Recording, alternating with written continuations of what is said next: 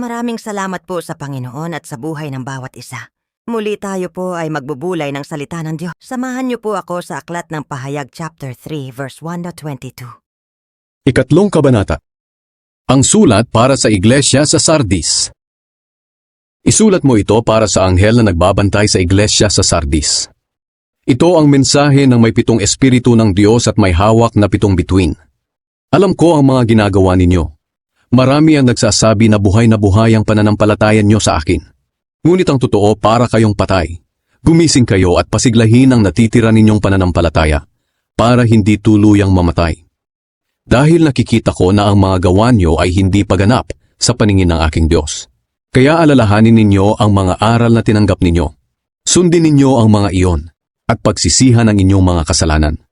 Kung hindi kayo gigising, darating ako sa oras na hindi ninyo inaasahan, tulad ng isang magnanakaw na hindi ninyo alam kung kailan darating.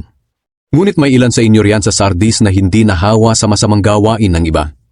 Lalakad silang kasama ko na nakasuot ng puting damit, dahil karapat-dapat sila.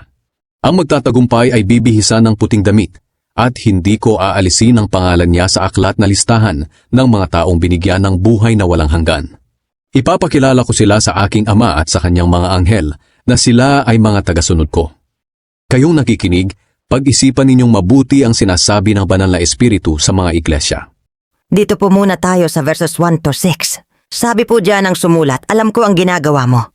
Ang alam ng marami ikaw ay buhay, ngunit ang totoo ikaw ay patay. Ano po ang ibig sabihin nito? Sa buhay natin madalas akala natin laging tama ang ginagawa natin. Kaya ang sabi diyan, akala mo, ikaw ay buhay, ngunit ang totoo ikaw ay patay. Buhay sa kasinungalingan ngunit patay sa katotohanan. Minsan kahit nakakilala na po tayo sa Panginoon, ganyan pa rin ang ating pamumuhay. Kaya nagpapaalala ang sumulat. Pahayag 3 verse 2. Kaya't gumising ka. Pag-alabin mo ang mga katangiyang nalalabi pa sa iyong buhay upang hindi ito tuluyang mamatay. Nakikita kong hindi paganap ang mga nagawa mo sa paningin ng aking Diyos. Gumising ka, ikaw na natutulog sa katotohanan. Ingatan ang ating puso at ang ating isipan. Pahayag 3 verse 3. Kaya nga, alalahanin mo ang mga bagay na iyong tinanggap at narinig. Isagawa mo ang mga iyon. Pagsisihan mo talikuran ang iyong kasamaan. Kung hindi ka gigising, pupunta ako diyan na gaya ng isang magnanakaw at hindi mo malalaman ang oras ng aking pagdating. Yan po ang paalala sa akin. Sa verse 4 po kung saan hindi naman lahat. Pahayag 3 verse 4. Ngunit may ilan sa inyo diyan sa Sardis na nag-ingat na mapanatiling malinis ang kanilang damit. Kaya't kasabay ko silang maglalakad na nakasuot ng puti sapagkat sila'y karapat-dapat. Ang malungkot na katotohanan lang po ay iilan lang. Kabilang po tayo sa iilan na yan, amen. Pahayag 3 verse 5. Ang magtatagumpay ay magdaramit ng puti at hindi ko kailanman naalisin sa aklat ng buhay ang kanyang pangalan. Kikilalanin ko siya sa harap ng aking Ama at ng kanyang mga anghel. Hindi iaalis ang ating pangalan sa aklat ng buhay. Hindi magde-delete. Iyan po paalala sa mga taga-Sardis ng Panginoon. Kasama po tayo sa pinapaalalahanan kaya sunod na mensahe po. Pahayag 3 verse 7-13. Ang sulat para sa iglesia sa Philadelphia. Isulat mo ito para sa anghel na nagbabantay sa iglesia sa Philadelphia. Ito ang mensahe ng banal at mapagkakatiwalaan na may hawak ng susi ng kaharian ni David.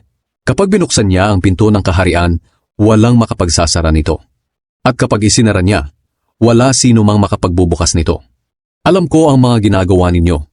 Kahit kakaunti ang inyong kakayahan, sinunod ninyo ang mga turo ko at naging tapat kayo sa akin. Kaya nagbukas ako ng pintuan para sa inyo na walang sino mang makapagsasara. Makinig kayo. Ito naman ang gagawin ko sa mga kampo ni Satanas na mga sinungaling at nagpapanggap na mga Hudyo. Paluluhurin ko sila sa harapan ninyo. At malalaman nila na mahal ko kayo. Darating ang matinding kahirapan sa buong mundo na susubok sa mga tao. Ngunit dahil sinunod ninyo ang utos ko na magtiis, ililigtas ko kayo sa panahong iyon. Malapit na akong dumating, kaya ipagpatuloy ninyo ang mapubuti ninyong gawa upang hindi maagaw ng kahit sino ang gantimpalang inihanda para sa inyo.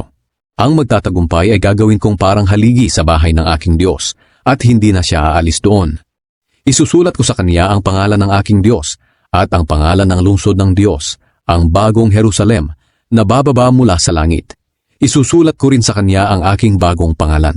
Kayong nakikinig, pag-isipan ninyong mabuti ang sinasabi ng banal na espiritu sa mga iglesia. Nariyan po ang mga pangako ng Diyos sa mga tapat sa Kanya. Ang sabi po diyan, walang makapagsasara ng anumang binubuksan niya at walang makapagbubukas ng anumang sinasarhan niya. Kaya wala pong pwedeng pumigil sa mga pagpapala na inilaan sa atin ng Panginoon. Walang tigil na pagpapala ang ibibigay sa atin ng Panginoon. Bukas ang mga bintana at pinto ng kalangitan upang ibuhos. Sa atin ang masaganang pagpapala ng Diyos. Walang pwedeng magsara. Pahayag 3 verse 8. Alam ng Diyos ang kakayahan natin. Ang mahalaga ay ang ating katapatan sa Kanya. Kaya nga po hindi pa tagalan, kundi patapatan ang nais ng Panginoon. Pagtitiwala sa Kanya. Pahayag 3 verse 10. Naroon ang protection niya sa atin. Siya ang mag-iingat sa atin. Pahayag 3 verse 11. Huwag po nating sayangin ang gantimpalang inilaan niya sa atin. Ingatan po natin. Sa sunod na mensahe na po tayo. Pahayag 3 verse 14 to 22. Ang sulat para sa iglesia sa Laodicea. Isulat mo ito para sa anghel na nagbabantay sa iglesia sa Laodicea. Ito ang mensahe ng tinatawag na Amen. Ang tapat at tunay na saksi. Siya ang pinagmulan ng lahat ng nilalang ng Diyos. Alam ko ang mga ginagawa ninyo. Alam kong hindi kayo malamig o mainit. Gusto ko sanang malamig kayo o mainit. Ngunit dahil maligamgam kayo, isusuka ko kayo. Sinasabi ninyo na mayaman kayo. Sagana sa lahat ng bagay at wala ng pangangailangan. Ngunit hindi nyo alam na kaawa-awa kayo.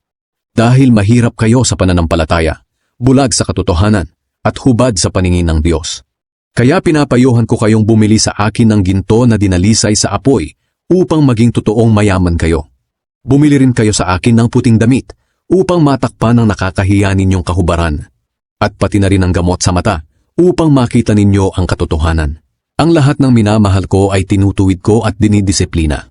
Kaya magsisi kayo at ituwid ang ugali ninyo. Narito ako sa labas ng pintuan ninyo at kumakatok. Kung may makarinig sa akin at buksan ang pinto, papasok ako at magsasalo kami sa pagkain. Ang magtatagumpay ay pauupuin ko sa tabi ng aking trono, tulad ko na nagtagumpay at naupo sa tabi ng trono ng aking Ama. Kayong nakikinig, pag-isipan ninyong mabuti ang sinasabi ng Banal na Espiritu sa mga iglesia. Pahayag 3 verse 15 to 16. Alam ko ang mga ginagawa mo. Alam kong hindi ka malamig ni mainit.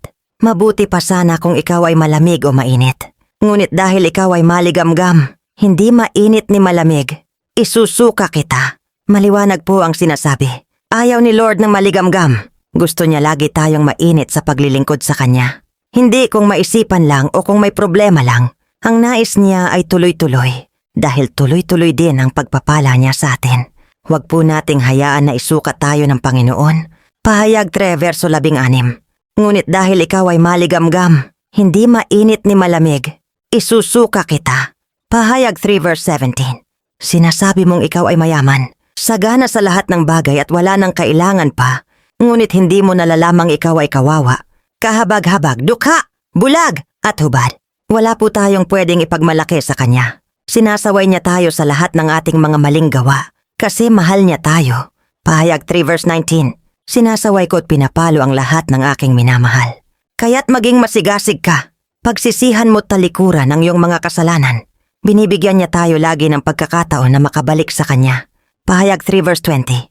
Tingnan mo, nakatayo ako at kumakatok sa pintuan. Kung diringgin ni Nuhman ang aking tinig at bubuksan ang pinto, papasok ako at kakain akong kasalo niya. Maaaring kumakatok ang Panginoon sa labas ng pintuan ng church.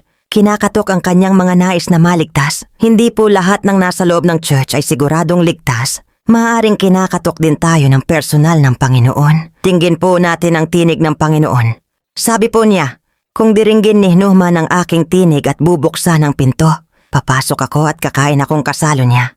Pahayag 3 verse 21. Ang magtatagumpay ay bibigyan ko ng karapatang umupo na katabi ko sa aking trono, tulad ko na nagtagumpay at nakaupo ngayon, katabi ng aking Ama sa Kanyang trono. Sikapin nating makasama niya, makatabi sa banal na trono ng ating Ama sa langit. Ang saya po nun, di ba? Kaya po nating pagtagumpayan kung hindi po tayo lalayo kay Kristo Jesus. Kaya, lagi po tayong umugpong sa puno. Huwag po tayong hihiwalay kahit anong mangyari. Walang ibang pag-asa kundi ang Panginoong Jesus lamang po. Kaya nga, ang paalala sa atin, Pahayag 3 verse 22, ang lahat ng may pandinig ay makinig sa sinasabi ng Espiritu sa mga iglesia.